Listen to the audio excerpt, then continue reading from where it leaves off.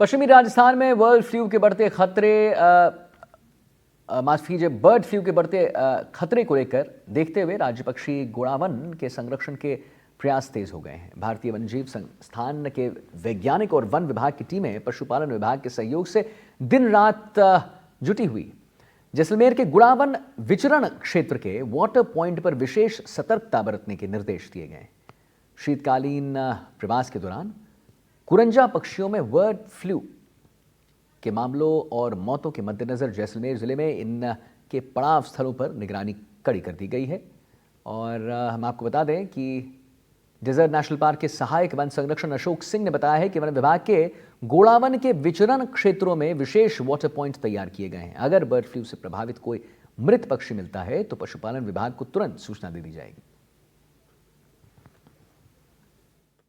राजस्थान के जैसलमेर में bird flu की पुष्टि के बाद डेजर्ट नेशनल पार्क क्षेत्र में व गोडावन के ब्रीडिंग सेंटर्स पर तमाम गाइडलाइंस का पालन किया जा रहा है और सतर्कता बरती जा रही है ताकि गोडावन में किसी प्रकार के बर्ड फ्लू की जो संभावनाएं हैं उसको देखते हुए एहतियात बरता जाए और कोई बीमारी वहां ना पहुंचे।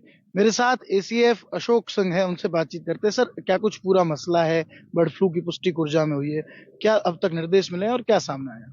जी, बर्ड फ्लू के संबंध में श्रीमान उप संरक्षक महोदय आशीष व्यास सर द्वारा हमारे फील्ड स्टाफ को निर्देशित कर दिया है कि गोडावन की दृष्टि से जो महत्वपूर्ण स्थान है, पक्षियों की दृष्टि से जो महत्वपूर्ण स्थान है, यथा वाटर पॉइंट्स है, लीकेज पॉइंट है, तालाब है, नाडी है, तो वहाँ पर कंटिन्यू निरीक्षण करेंगे।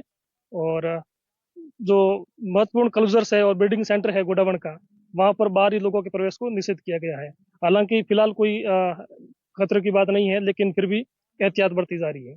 जिस तरह से कुरजा माइग्रेटेड बर्ड है उसमें पुष्टि हुई है, देख रहे हैं मैं, वो उड़कर डीएनपी में भी आ सकती है, तो वहां पर किस तरह जो है गश्त बढ़ाई गई है या जो इन्फेक्शन होता है तो उससे बचने के लिए क्या प्रोटोकॉल्स जो है वो पालन किए जा रहे हैं? जी, स्टाफ के द्वारा रेगुलर पेट्रोलिंग की जा रही है और निरीक्षण किया जा रहा है महत्वपूर्ण पक्षी स्थानों का। और अगर कोई स्टाफ को निर्देशित किया है कि अगर कोई संदिग्ध अवस्था में पक्षी पाया जाता है तो नजदीकी वो पशु चिकित्सक से संपर्क करेंगे और विभाग की जो पशुपालन विभाग की जो गाइडलाइंस है उसको फॉलो करेंगे। बात करें अगर सम और रामदेवरा के दो ब्रीडिंग सेंटर्स है, वहाँ गोडाउन की बड़ी तादाद है, उसके अलावा डीएनपी एरिया और कुछ बाहरी क्षेत्र है जहाँ पर भी गोडाउन का विचरण देखने को मिलता है, तो गोडाउन को लेकर किस तरह एहतियात बरता जा रहा है, क्योंकि पहले से भी ये विलुप्त प्राय पक्षी है? जो गोडावन के ब्रीडिंग सेंटर है, दो, एक सम में है और एक रामदेवरा में है, WII द्वारा चलाए जा रहे हैं, तो उनको भी हमारे डीओ साहब ने पत्र लिख के निवेदन किया है कि एहतियात बरती जाए वहां पे भी। जो डीएनपी क्षेत्र में गोडावन है उनके लिए क्या किया जाएगा? क्लोजर्स पर क्या मॉनिटरिंग कैसे रहेगी उसके लिए? क्लोजर्स में बाहरी व्यक्तियों का प्रवेश जो है फिलहाल बंद कर दिया है, पूर्ण रूप से निर्देशित किया है। महत्वपूर्ण जो क्लोजर्स है, सिपला है, गजई माता है, सम है, तो उनमें किसी भी बाहरी व्यक्ति का प्रवेश वर्जित है।